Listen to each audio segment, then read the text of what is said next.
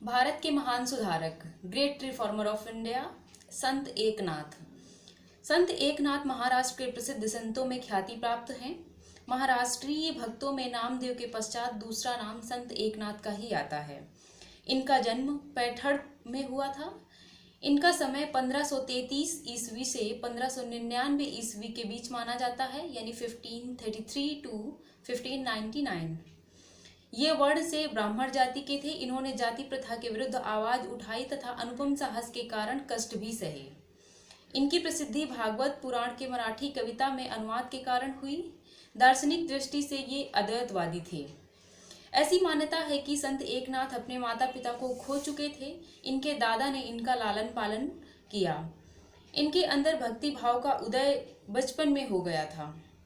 बहुधा वे बाहर से किसी पत्थर को उठा लाते और देवता कहकर उसके सामने संतों के चरित्र और पुराणों का पाठ करते। 12 वर्ष की उम्र में इन्होंने देवगढ़ के संत जनार्दन से दीक्षा ली और 6 वर्ष तक गुरु के पास रहकर अध्ययन किया। फिर तीर्थाटन के लिए निकले। काशी में रहकर इन्होंने हिंदी भाषा सीखी। अपनी तीर्थ यात्रा से लौटने के पश्चात गुरु की आज्ञा से गृहस्थाश्रम में प्रवेश किया। नामदेव और तुकाराम की भांति संत एकनाथ ने भी गृहस्थाश्रम को कभी आध्यात्मिक मार्ग की बाधा नहीं समझा। इन्होंने अपने समय में छुआछूत दूर करने का प्रयत्न किया। संत एकनाथ अपने जीवन का केवल एक ही उद्देश्य मानते थे कि सभी के अंदर सर्व समन्वय की भावना विकसित हो। इस प्रकार उन्होंने समाज में से जातिवाद तथा छुआछूत को दूर करने का भरसक प्रयास किया। संत एकनाथ उच्च कोटि के कवि भी थे। इन्होंने अनेक ग्रंथों की रचना की, जिनमें प्रमुख हैं चतुश्लोकी भागवत, भावार्थ रामायण, रुक्मिणी स्वयंवर, पौराणिक आख्यान, संत चरित्र और आनंदी लहर आदि। संत एकनाथ ने ज्ञानेश्वरी की भिन्न भिन्न प्रतियों के आधार पर इस ग्रंथ का प्रामाणिक रूप भी निर्धारित किया। इन्होंने भागवत पुराण का मराठी भाषा में अनुवाद किया, जिसके कुछ भाग पंढरपुर के मंदिर में संकीर्तन के समय गाए जाते हैं। इन्होंने हरिपद नामक 26 अभंगों का एक संग्रह भी रचा।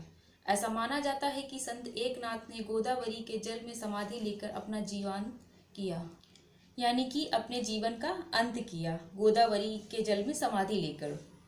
संत एकनाथ के जीवन से मिलने वाली शिक्षाएं। संत एकनाथ संयम और सहनशील की प्रतिमूर्ति थे। उनके जीवन से शिक्षा मिलती है कि संयम एवं सहनशीलता बहुत सी समस्याओं को हल कर देती है। यदि हम क्रोध करते हैं तो यह विवाद का कारण बनता है। संत एकनाथ ने आजीवन अछूतों के उद्धार के लिए कार्य किया। वे जातिगत भेदभाव से मुक्त होकर मानवता को महत्व देने की प्रेरणा देते हैं। संत एकनाथ अपने जीवन का मात्र एक ही उद्देश्य मानते थे कि सभी के अंदर सर्व समन्वय की भावना विकसित हो। वर्तमान में भी सर्व समन्वय की आवश्यकता है, इसलिए संत एकनाथ के विचार उतने ही प्रासंगिक हैं। वे मानव प्रेम, सेवा, सद्व्यवहार, मीठी वाणी, विनम्रता, त्याग को अपने जीवन में अपनाने की प्रेरणा देते हैं। संत एकनाथ का मानना है कि जीवों की सेवा करना भी परमात्मा की ही सेवा करना है। वे मानव सेवा के लिए प्रेरित करते हैं तथा मानवों में भेद एवं अस्पृश्यता को अस्वीकार करने की शिक्षा देते हैं।